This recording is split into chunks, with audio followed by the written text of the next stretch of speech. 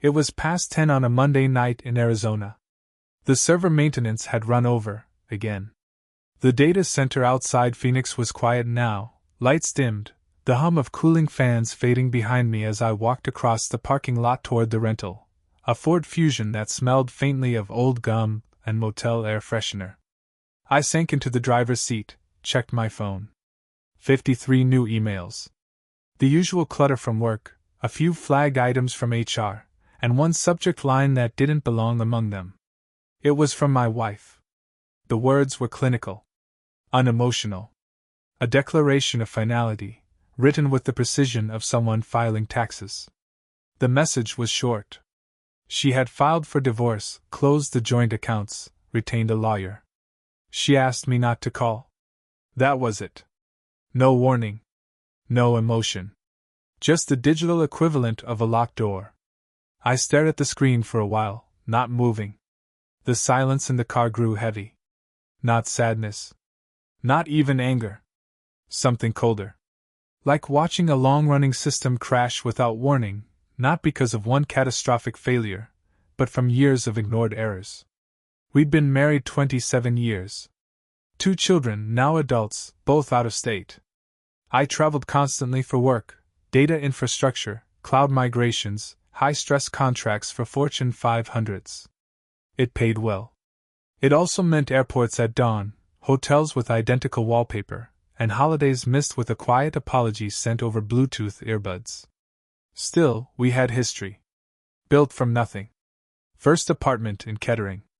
Sunday grocery runs. The smell of burnt toast in the mornings she worked from home. All those things were part of the same architecture. Now gone. I logged into our banking app. The numbers confirmed it. Every shared dollar had been swept out. Savings, checking, even the emergency fund. All gone. I checked our home's security dashboard, an old habit from my line of work. The door logs told me she'd left earlier that evening. The system was still registered under my name. She hadn't thought to change the permissions. The camera feed showed something else. A man entering behind her. Not a neighbor. Not family. Familiar in the way a name on the edge of memory is familiar. Someone from her office, maybe. I watched him move through the frame. Confident. At ease. I didn't replay the footage. Once was enough. I wasn't interested in the drama of betrayal. What consumed me instead was the logistics. The preparation behind her exit. The way she used my absence as cover, my trust as infrastructure. She had launched this plan like a deployment, silently, thoroughly, with contingency built in. But what she hadn't accounted for was this: I don't react. I analyze. I observe. I adapt. And in the next few days, I'd do what I always do when systems fail. I'd trace the fault line. Because beneath the silence, something deeper was waiting to be uncovered. And what I found was far bigger than betrayal. The flight to Chicago left early. I didn't pack much, just a laptop, charger, and 2 shirts. No return ticket. At O'Hare, the sky was the color of dirty snow, and the sidewalks shimmered from a night's rain. I didn't go to my daughter's apartment. I checked into a business hotel near Wacker Drive. A concrete box with clean sheets, decent Wi-Fi, and a view of the river if you leaned hard against the window. I spent the first day tracing. Not reacting. Tracing. The house Susan entered, on the smart cam, was in Hilliard, west of Columbus. It was registered to a name I knew. Subtly. Not from family dinners or holidays. Just a memory. A man introduced once at a work mixer, 6 years ago, back when Susan still invited me to firm functions. He worked in financial oversight. Nothing special. Just another man in a navy blazer with cufflinks that didn't match his shoes. Now his name was on her timeline. I cross-referenced flight records. Rental cars. A couple of old emails she never deleted from our shared cloud. It painted a pattern. Quiet visits to cities I wasn't in. Trips taken under different pretenses. A few dates even matched moments when I texted her from hotel bars in Des Moines or Sacramento, and she'd replied hours later. Sorry, fell asleep early. The deception wasn't what unnerved me. It was the efficiency. She'd studied me like a system. Knew my downtime. My patch cycles. My failure tolerances. She didn't just drift, she executed. With precision.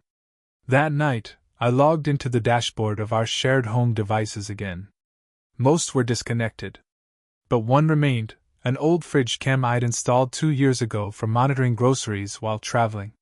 It showed the inside of our refrigerator, mostly bare now. But I wasn't watching for food. I was watching timestamps. Movements. Presence. At 7:14 p.m., the fridge light blinked on. A hand entered. Mail. Same watch I saw on the earlier footage. By then, it was no longer about emotion. It was audit.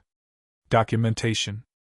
A kind of forensic coldness that only men who've worked 30 years in systems engineering understand. You don't panic when the server fails. You trace the logs. You map the breakdown. And eventually, you see where the corruption started. But I wasn't ready for what I discovered next. Because one folder, hidden deep inside an old cloud backup, held something I wasn't supposed to see. It wasn't about money. It wasn't about another man. It was about something Susan had done nearly a year ago. Something that changed everything I thought I understood about the last 2 decades of my life. The folder was buried. Not encrypted, just misnamed. Labeled with an old tax year, tucked into our joint cloud archive from 2017. A curious thing, considering we'd filed physical copies that year. I wouldn't have noticed it if I hadn't run a keyword trace for Hilliard. Inside, scans of correspondence, insurance statements, and a notarized document I hadn't signed, but my name was on it. A transfer authorization. Specifically, the quiet redirection of a long-term disability payout from a private policy I'd forgotten I even carried. The policy was meant to trigger in case of permanent loss of work due to mental or neurological injury. It had been attached to a legacy contract I held in my 30s, back when I worked disaster recovery for an oil tech firm in Houston. The payout wasn't active, but it had been reviewed. The request for update listed a new emergency contact. Susan's name was missing. Instead, the contact listed was a legal custodian entity, one I traced to a third-party trustee group based out of Cincinnati. The kind used in conservatorship, estate planning, and legal guardianship arrangements. My name was on the inactive claim. Her name was on the preparation. She had been positioning herself, months, maybe a full year, into a structure where she could legally act on my behalf if anything ever happened. Not just marital assets. Control. Direction. Silence. I looked deeper. Another document. A draft living will. My signature forged, poorly, but just enough to fool a quick scan. The kind of scan processed by overworked clerks or tired processors moving fast through digital paperwork. There was a clause in that document granting her full medical directive authority. It explained a few things. Why she pushed so hard for me to go to that neurologist last fall when I complained of migraines. Why she insisted I get the cognitive screening. Just in case. Because her father had Alzheimer's. Why she met me at the airport after that trip to Charlotte and said I seemed not myself. I wasn't being cared for. I was being positioned. It didn't feel like betrayal. It felt like disassembly. Piece by piece, she had stripped functions away from the system that was my life. Not all at once. Gradually. Subtly.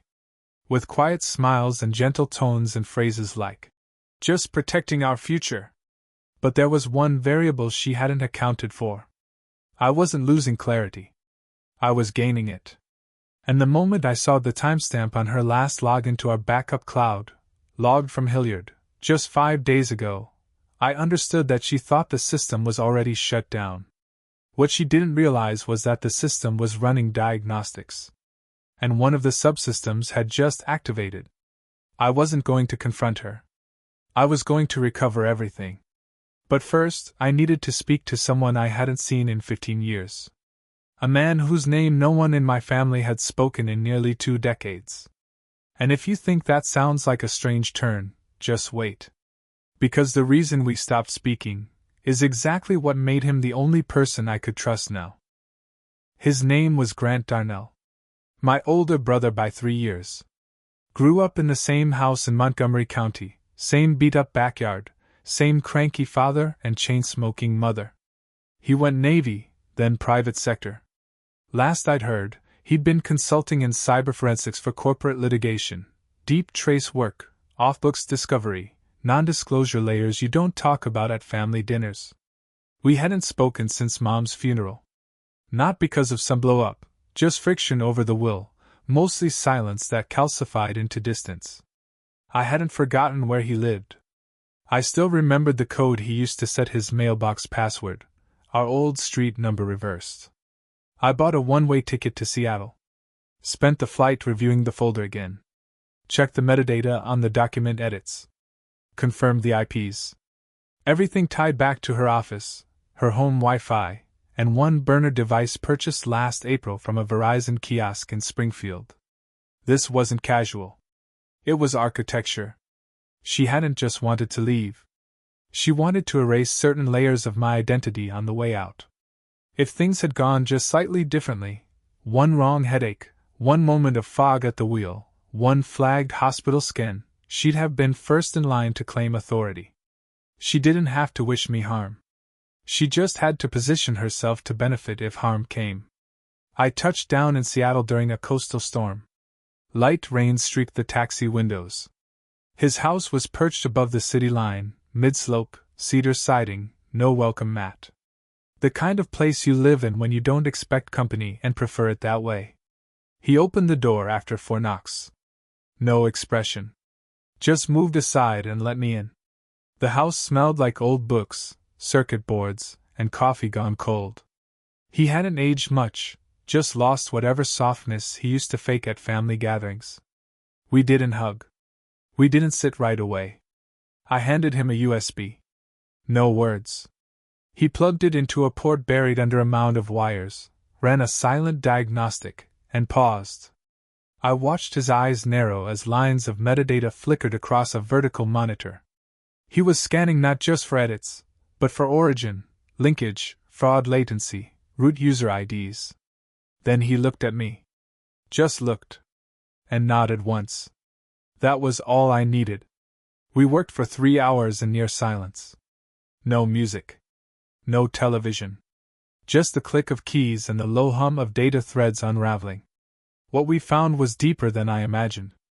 A second profile, built in my name, using my credentials, linked to a retirement account I never opened. A shadow ID created through a shell firm in Kentucky. Grant said it looked like something out of a custody proxy case, where one spouse stages financial incompetence in the other to gain control during settlements. She'd spent months preparing. But she hadn't prepared for Grant. She hadn't known I still had one subsystem not visible from the outside. An old, stubborn recovery function. We closed the lid on the laptop just before 2 a.m. Grant handed me a folder. Real paper. Backup of everything we'd uncovered. He didn't offer advice. Didn't need to.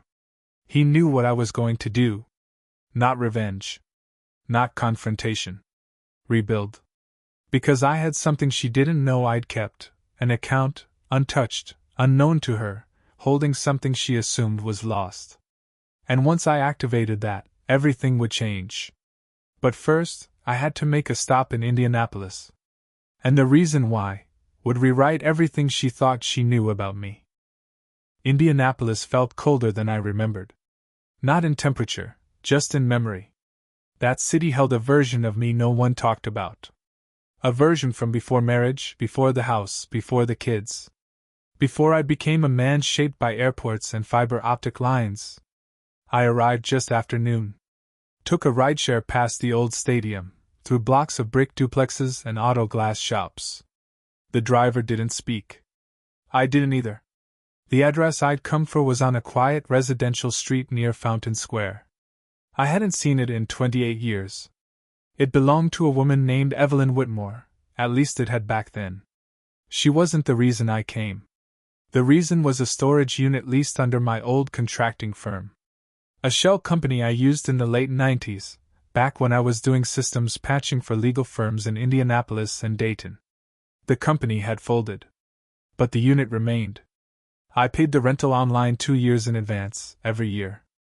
Auto-deducted from a fund Susan didn't know existed, because it predated her. She'd assumed I'd closed it. I hadn't. I let it sit, untouched, like a safe house in a Cold War film. Inside were 4 sealed boxes. 2 held outdated gear, routers, backup drives, paper schematics from long-dead infrastructure jobs. 1 held a fireproof folder, titles, deeds, a dormant land contract in Greene County. That wasn't the asset I needed. The 4th box was heavier. Contained an external drive and 3 blue notebooks. I hadn't looked at them since 2004.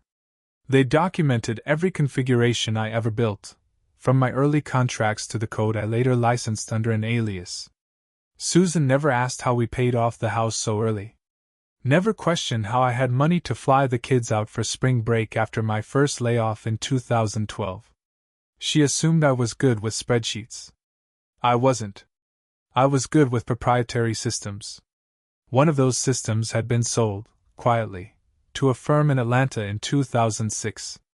What Susan didn't know was that I retained partial residual rights. They weren't massive. But they existed. And the payments had been quietly diverted to a trust, one built in a name she didn't recognize. Now I was ready to reactivate that trust. Because while she'd been scraping our accounts and diverting pensions, I'd been watching residuals compound, small, steady, anonymous. The kind of asset that doesn't scream. It waits. And now it was time to use it. Not to fight. Not to reclaim the house or the joint accounts. But to build a firewall. A structure that wouldn't just protect what remained. It would expose what she thought she'd buried. I left the storage unit just before dusk. Snow had started to fall, light and slow. The next phase wasn't legal. It wasn't even digital. It was personal.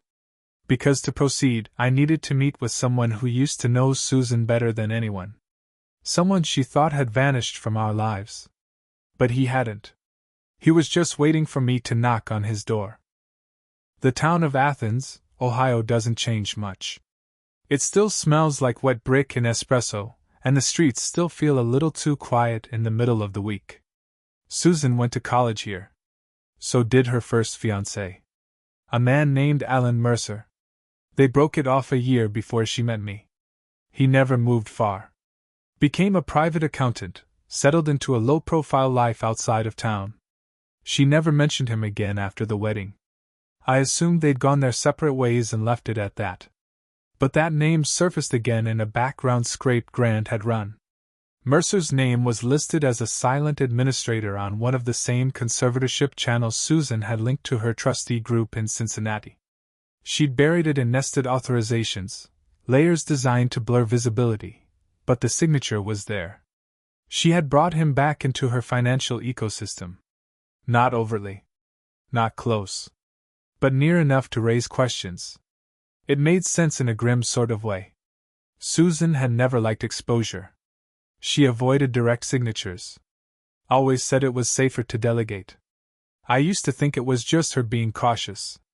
Now I understood it was her way of distributing culpability. I arrived at Mercer's office around 2:15 p.m. It was one of those narrow converted houses with a wooden shingle out front. No receptionist. Just a buzzer and the smell of toner and dust. He answered the door. Recognition flickered for a second. He looked older, tired, in the way accountants often look by midlife. I handed him a copy of the document with his signature. Then I handed him a timestamp log showing the first financial movement under his authority, dated 4 months prior. He didn't ask why I was there. He didn't ask how I got the file. He just walked back inside, sat down, and looked out the window. His silence was the confirmation I needed. The pieces fit now. She had built her escape plan like a distributed system, dispersed authority, blurred accountability, hidden access points. She didn't trust any one person completely. But she trusted the system she'd built. And in a system that complex, there's always a witness. Alan Mercer wasn't a villain. He was an instrument. She'd used him just enough to buffer her own trail. Just enough to shield herself if I ever traced it all back. But now I had him. Not for confrontation. Not for revenge. But as a node. A signal. One piece in a larger chain of proof. That night, I sat in a small motel 2 towns over, surrounded by the sound of winter wind against the window. I laid out every name, every timestamp, every silent signature and minor withdrawal she thought no one would catch. It wasn't about money anymore. It was about sovereignty. The quiet theft of identity. The calculated disassembly of my autonomy. But tomorrow, I would initiate the restore. Because I had filed something the day before. Something she never saw coming. A full forensic review request through an attorney she didn't know I'd retained. One who specialized in cases just like mine. Cases where trust wasn't broken overnight. It was slowly dismantled over years. And when the call came, confirming they'd found the final missing piece, I knew it was time to go home. But what waited there was something even I didn't expect. I returned to Dayton 2 days later. Snow along the freeway had turned to slush, the kind that clings to wheel wells and darkens the curbs. My street looked the same, quiet, predictable, with garbage cans aligned like tired soldiers along the sidewalk. The house was empty. She had moved out, just as she'd promised. The space didn't feel hollow. It felt paused, like a machine in standby. Her things were gone, clothes, photos, small decorations I'd stopped noticing years ago. But the traces remained, the outline of her heels by the front door, the faint citrus scent from the kitchen diffuser, now unplugged. I moved through the house with quiet steps. No music. No distractions. Just the sound of my own presence reclaiming space. The forensic audit confirmed everything. Her financial trail was clean in places that mattered legally, but sloppy in others. The kind of sloppiness you make when you think no one's watching. Burner accounts tied to devices she no longer used. Signatures on documents she never expected to surface. Trustees who had never spoken directly to me. The lawyer worked quickly. The emergency injunction froze movement on 3 accounts. A formal complaint was lodged with the court regarding forged authorization on the health directive. The notary who had stamped it was already under review in a separate case for falsified identity verification. It would all take time, but it would hold. I didn't reach out to her. I didn't need to. She'd received the notice from the court within the week. She'd learned that the man she thought was passive, blind, distracted, was neither vulnerable nor alone. She would read that her control was revoked. Quietly. Legally. Entirely. In the following days, I restructured everything. Changed every password, rerouted every account. Closed the ones we once shared and opened new ones under new corporate umbrellas I established through dormant LLCs I'd never needed until now. The house would be sold. Too much memory in the drywall. I didn't want to live inside a failed system. The trust fund, built from the residuals she never knew existed, would fund the next phase. Not revenge. Not restoration. Reinvention. In a cabin 2 hours south, near Hocking Hills, I found a place. Remote but wired. Enough space for servers, for quiet, for time. I installed everything myself. No contractors. No exposure. The kids visited. They asked questions. I answered the ones that mattered. Not everything needs to be told for people to understand strength. I built something new. Not a fortress. Not a bunker. Just a place no one else had the keys to. And sometimes, that's all you need. Not to punish the ones who erased you, but to rebuild in a place they cannot reach.